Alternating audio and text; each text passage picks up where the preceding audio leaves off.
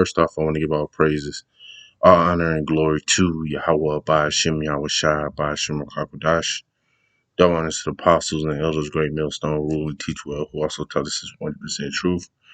Shalom to the whole for elect, this Kasada back with another quick lesson. And going into this lesson, man, it's pertaining to spirits created for vengeance, man. And Lord and behold, we're going to bring out that scripture. Give me 1 second. All right. Because we want to go ahead and grab that scripture, matter of fact. I'm gonna just pull it up on my phone. And this is something new I'm trying on my laptop. So, let's go ahead and get straight into the scriptures. This is Ecclesiasticus 39 and 28. It says, "There be spirits that are created for vengeance, which in their fury lay on sore strokes. In the time of destruction, they pour out their force and appease the wrath of him that made them." Right. So, all right, continuing on. I'm gonna read that scripture again. This is Ecclesiasticus 39 and 28, and it says, "There be spirits that are created for vengeance, which in their fury lay on sore strokes. In the time of the destruction, they pour out their force and appease the wrath of him that made them." Right, man. So the Lord ultimately is putting the spirit on these animals to do these certain things, man. All right, they're for vengeance. All right, and he can do it to not just animals. He can do it to, the trees or wildlife. He can also do it to people. When you see certain people, you know, for layman terms, delete somebody. You know, ultimately the Lord is putting the spirit on them. All right, so I want to go ahead and get into this article. I'm gonna read a little bit of it, and it's just a quick lesson, pertaining to some of the things that's going to take place and what's going to happen in the kingdom. All right. So these things that are happening now, all right, isn't going to happen in the kingdom.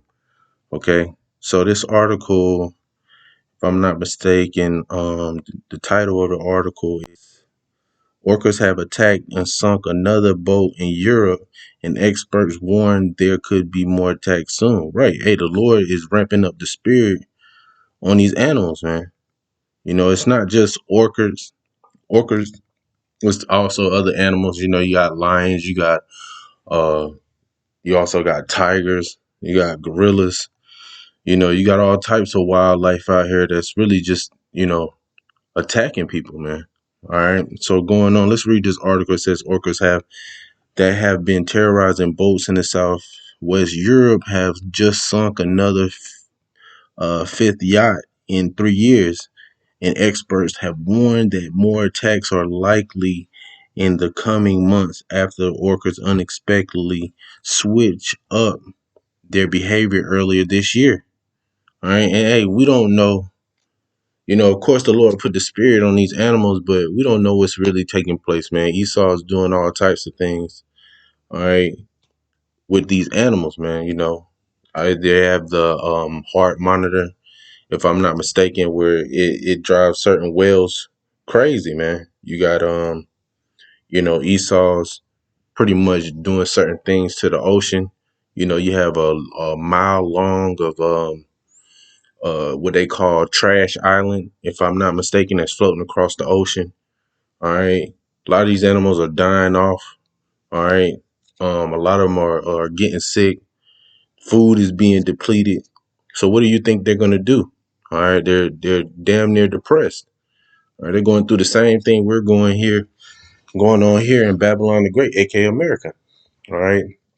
So let's continue on. It says on Sunday, May 12th, as an unknown number of orcas attacked the 49-foot long sailing yacht named Arboron Cognac in the Strait of Gibraltar, a narrow body of water between southern Spain and North Africa that separates the Atlantic Ocean and the Mediterranean Sea.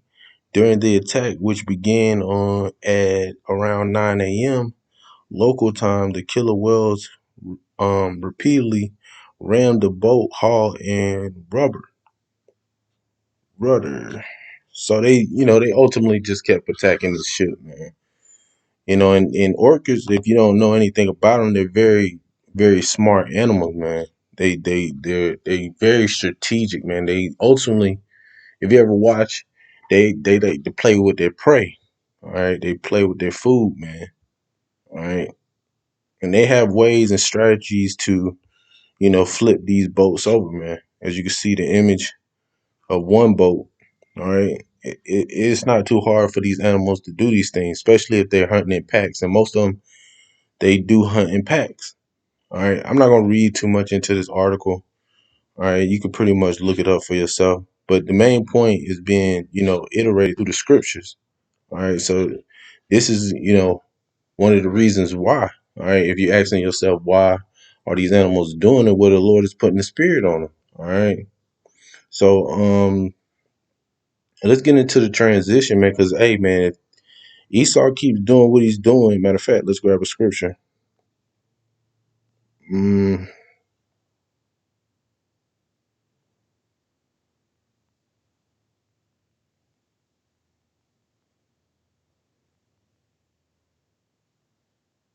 bear with me. All right, this is Matthew 24 and verse 22. And except those days should be shortened, there should no flesh be saved. But the elect say those days shall be shortened. Yeah, man, we're in the summer now, man. 2024, it has been flying by pretty fast, man. And I think there's an article that mentions how the days and time has been flying this year. All right, we're almost into the winter, man. Heading to fall. Okay. So hey, time is flying, but the Lord is shortening the days. Why? For the elect's sake, man. Because if he allows Esau to keep doing what he's doing, nobody's gonna be left to save. There's nothing left to be saved, man. All right. So let's grab one more scripture pertaining around that, and then we're gonna get into the transition when Israel is gonna be ruling, man. All right.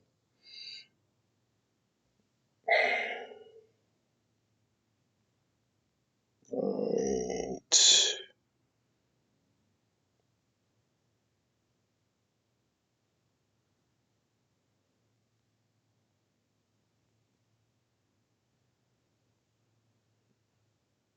Mind you, I didn't have none of these two scriptures pulled up, but it's the spirit, man. Sometimes the spirit just jump on you to pull out certain scriptures. All right, this is Proverbs 29 and verse 2, and it says, "When the righteous are in authority, the people rejoice, but when the wicked bear rule, the people mourn." And hey, people are mourning. The cost of living is going up. All right. Hey, the amount that people make earning wages. I was just seeing the news that 59,000 is almost damn equal to $28 an hour. All right. Ultimately, that's what it is. It's $28 an hour. So if you got a salary of 59,000 a year, that's the same thing or equal to $28 an hour. And pretty much, man, really, that's nothing. All right, it's really nothing compared to, especially if you live by yourself, let alone you have kids. That's another story. Okay, but ultimately, man, the people are mourning, and that's why you're starting to see people go mad. They're starting to lose it, as well as the animals. All right, you're starting to see the animals lose it. All right, so let's go ahead and get into what's going to happen to in our kingdom, which I mean, you Israelites, which consist of you Native Americans, Latinos, and Negroes. This is Isaiah 65 and 25, and it says, "The wolf and the lamb shall feed together, and the lion shall eat straw like the bullocks, and dust shall be the serpent's meat. They shall not hurt nor destroy in all holy mountains," said Yahweh. Who's the holy mountain? You, the Israelites, man, the governing body of Israel. Okay, but hey, it says the wolf and the lamb shall feed together. And, hey, wolves are not no longer to be hunting lambs. They're going to be eating together. All right. It says lions are going to eat straw like bullocks. They're no longer to be hunting meat. All right. They're gonna start eating with the animals. Animals gonna start having peace with us. That's what's going to happen in the kingdom. That's heavy, man. That's spiritual, and that's a hard thing to imagine. Especially if you're not spiritual. But that's what's going to happen. That's what's going to take place. But do you see that happening now? No. All right, these animals are losing it. They're losing their minds, man. All right, because really they're taken out of their elements. It's all types of things. They've been probed and worked on by these damn heathens. All right. Got to keep in mind that, hey man, this is not our rest. And if we're not in authority and we're not ruling, hey, you see the people mourning, hey, you know that the righteous is not in authority. Okay. So let's grab one more scripture and then I'm gonna just end it out on that. Okay. This is Isaiah 14, and what I want to do, let's jump down to verse 7. It says, "The whole earth is at rest." What's going to cause the whole earth to be at rest? Israel. All right. Another name for Israel is Jerusalem, which when you go into Jerusalem, the Hebrew word is Yerushalayim, which means city or teaching of peace. All right. So we're gonna teach peace. We're gonna have rest on earth, man. But right now we're not at rest. We got to worry about bills. We got to worry about getting sick. We got to worry about the food being defiled, the air being defiled, the water being defiled. We got to worry about our children, all types of things, man. Nobody's at rest. Nobody's at peace right now. So this is not talking about now. All right. And it's quiet. They break forth into singing. Right, man. Who's breaking forth into singing? Yeah, the fir trees rejoice at thee. Yeah, the trees are even going to rejoice, man. That's heavy. The trees are going to even rejoice. Just imagine these animals being at peace with one another, not attacking one another, but being at peace and singing, the trees singing. All right. And the cedar of Lebanon saying, "Since thou art laid down, no fellow is come up against us." All right.